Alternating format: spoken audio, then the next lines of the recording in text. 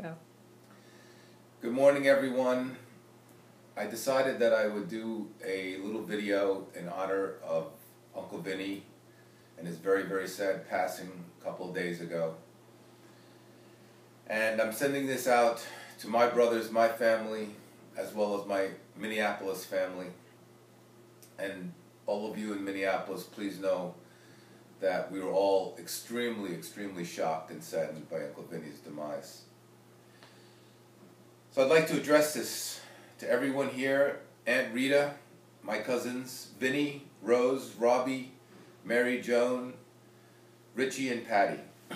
I'd like to do two things. First, I'd like to read a very short poem written by a poet called Robert Hayden, who wrote in the 50s and 60s. And he wrote a poem called Those Winter Sundays, the day after his father died. And it talks about how hard his father worked and how he now misses him and didn't appreciate him. The poem is called Those Winter Sundays, written in 1960. Sundays too, my father got up early and put his clothes on in the blue-black cold. Then with cracked hands that ached from labor in the weekday weather, made banked fires blaze. No one ever thanked him. I'd wake and hear the cold splintering, breaking. When the rooms were warm, he'd call, and slowly I would rise and dress, fearing the chronic angers of that house. Speaking indifferently to him who had driven out the cold and polished my good shoes as well, what did I know? What did I know of love's austere and lonely offices? Second thing I'd like to do this morning is first tell you that I heard of Uncle Vinny's passing a couple hours after it happened. I was incredibly shocked.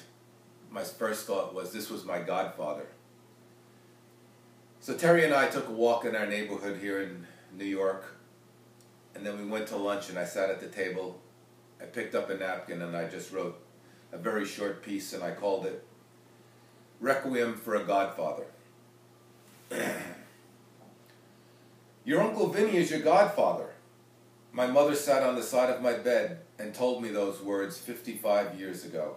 As usual, her demeanor was soft, gentle, and I knew that she could not have been more sincere. What's a godfather? I asked. She put her hand on my lap and said, he would be the person to take care of you if your father and I died. For a 10-year-old, that was a tough image to bear, dead parents. But as I thought about it through the night, I wondered what it would be like to have a new father like Uncle Vinny.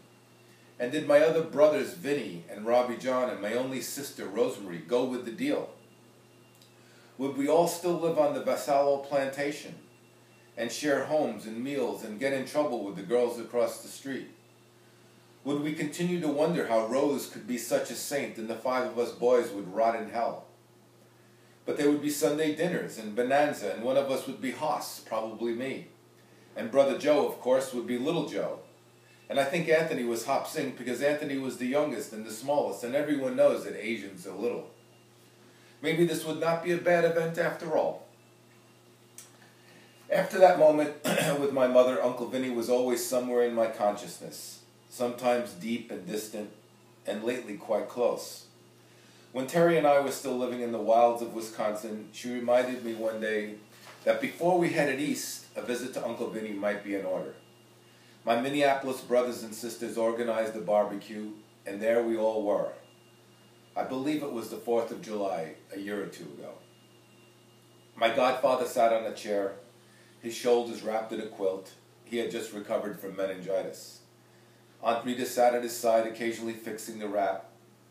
All the children, more or less divided in half on either side of their parents, as we sat and ate and drank and laughed. And it was obvious to all of us that Uncle Vinny was entering a new and final fuzzy stage of his life. In Shakespeare's play, As You Like It, one of the characters, Jacques, offers a very famous soliloquy. You know, the one where he speaks to the different stages all of us go through from birth to death. It famously begins, all the world's a stage and all the men and women merely players. Near the end of this little speech, Jacques finishes with a description of how many of us spend our last days. He says in regard to the aged, "The last scene of all that ends this strange, eventful history is second childishness and mere oblivion, without teeth, without eyes, without everything." Little did I know this would be my last supper with the Minneapolis patriarch. And when we left that night, I allowed myself a quiet reverie about one of the two infamous Joneses, the one whose laugh always reminded me of a Ferrari starting at 0 and then accelerating to a huge roar, and then finishing with the high-pitched bellow that the Jones brothers were famous for. He was cannoli man. He was walk around unabashedly in your boxers man. The Jones whose hands would fly around the room as he sampled the pasta, chortling with delight as he complimented Dolly on the sauce and reminded everyone about the box of cannolis sitting in the fridge.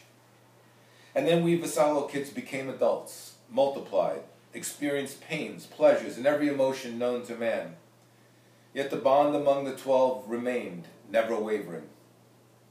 The first Vassallo reunion, my farm in Ohio, steps away from the graveyard of Jeffrey Dahmer's sad victims.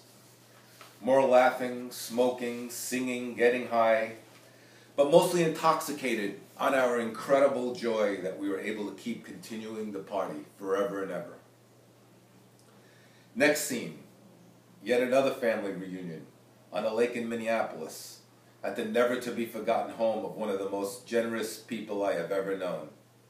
And when he, Robbie John, joint in hand, nudged me with his elbow, we looked up, and there on the second-story balcony were the Joneses. Their portly Hitchcock profiles silhouetted against the setting sun, holding drinks as their high-pitched giggles resounded through the house and the yard like two old hyenas. And then I allowed myself a final trip back to Weeks Road, to playgrounds across the street, to the passions of children's adventures, to the complex loving entanglements of Rita and Vinny and my parents, and most of all of us, sitting in your room and our room. And now I wonder, is Dolly cooking up some pasta as Vinny cackles with delight, as we sit here, loving him, loving them, missing him, missing them?